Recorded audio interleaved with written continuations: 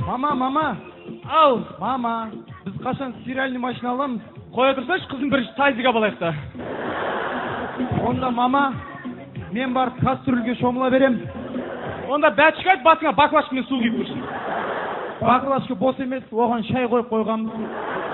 Сендер естерің дұрыс па? Адам баклашкаға шай қоя ма? Легенге қоймайсыздар ма шайды, баклашкаға ет асамыз ғой.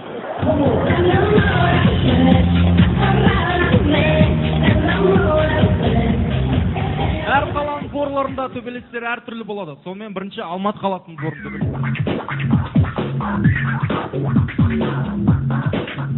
Хулигандар! Нелерің бар біреудің баласы? Құрдыка милиция шақыра мен. Ал енді Шымкент қаласының борындағы төбелес.